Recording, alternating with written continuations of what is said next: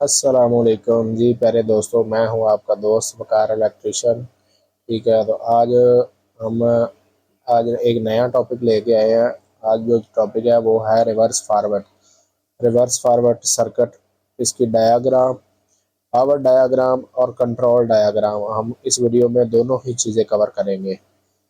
तो आए चलते हैं अपने असल टॉपिक की तरफ। Audio Jungle.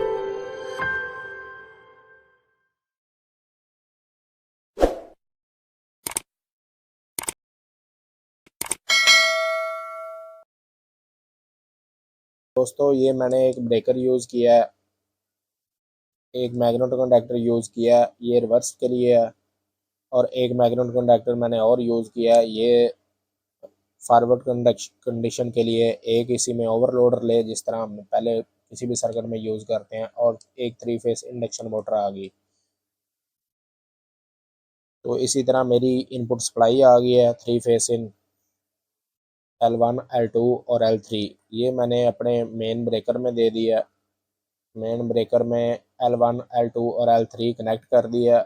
और मेन ब्रेकर की जो आउट है वो हमने, तो दोस्तों जो मेन ब्रेकर की आउट है वो हमने दोनों मैग्नेट कंडक्टर के जो इन टर्मिनल है, वो पहले दोनों जो टर्मिनल है उन पे L1 दे देने हैं। ठीक है, और दूसरे जो दोनों टर्मिनल है उन पे पहले कंडक्टर का जो टर्मिनल है उसी तरह दूसरे पे भी L2 दे देना है, यानी कि येलो फेस पहले में रेड, फिर येलो और फिर ब्लू। ऊपर से हमने रेड येलो ब्लू तीनों फेस एक ही तरह देने हैं। और नीचे से ये अपने आउटपुट जो है कंडक्टर की वो ली है। पहले हमने एक नंबर को एक नंबर के साथ ही लगा दिया आउटपुट में, और 2 नंबर को अब हम लगाएंगे 3 नंबर के साथ। इधर से हमने एक फेस चेंज कर दिया है, और 3 नंबर वाले को हम ले आएंगे 2 नंबर पे, यानी कि फेस चेंज हो गया। जो हमारा कंडक्टर लगेगा, रिवर्स का लगेगा तो रिवर्स की तरफ मोटर चल जाएगी, फॉरवर्ड का लगेगा तो फॉरवर्ड की तरफ चल जाएगी। इसी तरह हमने, यानी कि मैग्नेट कंडक्टर की आउट में से ही वायर ली है, वो जाके मोटर को लगा दी है। हमारी जो 3 वायर है, रेड येलो और ब्लू, ये हमारी जो पावर वायरिंग है ये यहाँ तक मुकम्मल हो गई है। अब हम चलते हैं कंट्रोल वायरिंग की तरफ। तो कंट्रोल वायरिंग में हमें सबसे पहले कंट्रोल की जो चीज़ें हैं वो रख लेते हैं। जैसे ये एक ब्रेकर है, कंट्रोल ब्रेकर, और एमरजेंसी पुश बटन है, नॉर्मल ऑफ पुश बटन है।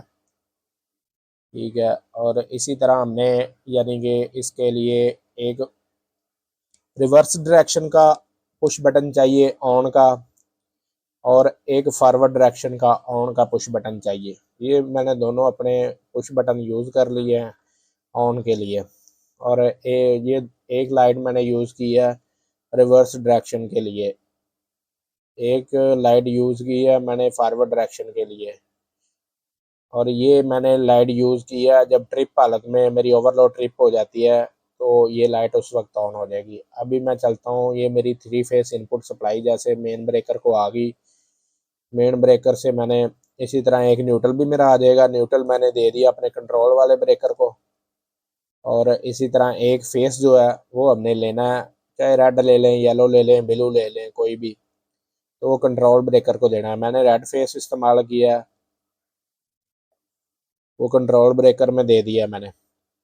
अब इसी तरह पहले मैं न्यूट्रल की जो वायरिंग है वो क्लियर कर लेता हूँ, फिर मैं फेस पे शिफ्ट हो जाऊँगा। अभी मैंने अपना जो कंट्रोल ब्रेकर है उससे ले लिया एक न्यूट्रल वायर, और ये मैंने जाके जो दोनों कंडक्टर है, दोनों कंडक्टर के कॉमन क्लोज पॉइंट में दे दिया, रिवर्स डायरेक्शन वाला भी और फॉरवर्ड डायरेक्शन वाला भी। यहाँ पे मैं करने लगा हूँ न्यूट्रल से इनकी इंटरलॉकिंग।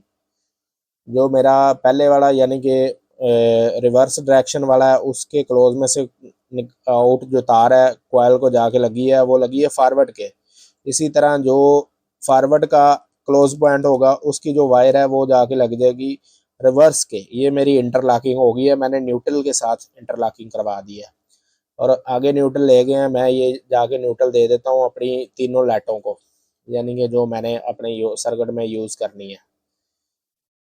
एक वो तो मैंने आपको बता दिया, एक लाइट मैंने रिवर्स डायरेक्शन में और फॉरवर्ड डायरेक्शन में और ट्रिप हालत में यूज़ की है। और इसी तरह ओवरलोड को भी मैंने न्यूट्रल दे दिया। अब चलते हैं फेस वायरिंग की तरफ।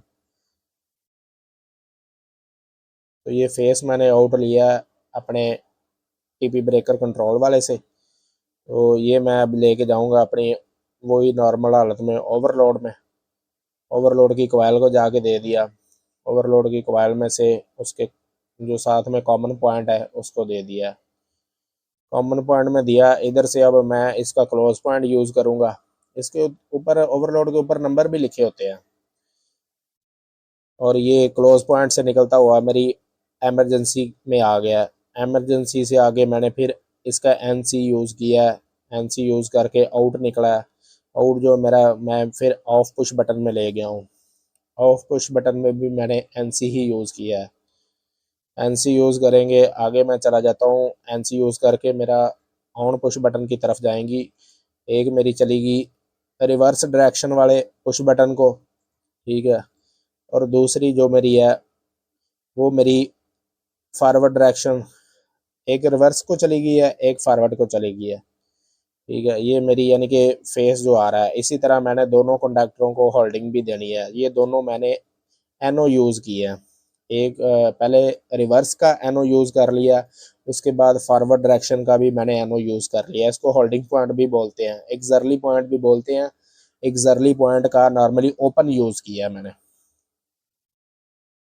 और इसी तरह ही मैंने आगे अपनी यानी कि पहले लिया फॉरवर्ड डायरेक्शन का जो मेरा पुश बटन है इसकी वायर ली है, वो जाके इसकी कॉइल को दे दी है और साथ ही जो एक्सर्ली पॉइंट नॉर्मली ओपन था उसको लुप कर दिया।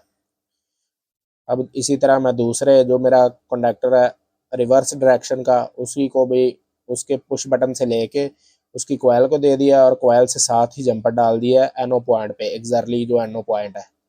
यहाँ तक मेरा ये सर्किट मुकम्मल हो गया। इसमें मैंने दो चीज़ें ये भी की है कि दोनों की ही लाइटों को भी साथ ही दे दिया है एनो से। दोस्तों अब ये ओवरलोड का जो एनो पॉइंट बचा था, एनसी तो पहले मैंने यूज़ कर लिया था। जो एनसी एनो बचा था अब मैंने उसकी लाइट को भी इसी से कनेक्ट कर दिया, यानी कि लाइट को भी फेस दे दिया। अब इस तरह मेरा जो पावर वायरिंग और कंट्रोल वायरिंग है ये दोनों ही डायग्राम मुकम्मल हो चुकी है। तो अगर आपको मेरी वीडियो अच्छी लगी हो तो शेयर करें, लाइक करें और चैनल को सब्सक्राइब करें। अगर कोई मसला मसाइल है तो आप कमेंट में पूछ भी सकते हैं। शुक्रिया, मिलते हैं नेक्स्ट वीडियो में। अल्लाह हाफिज़।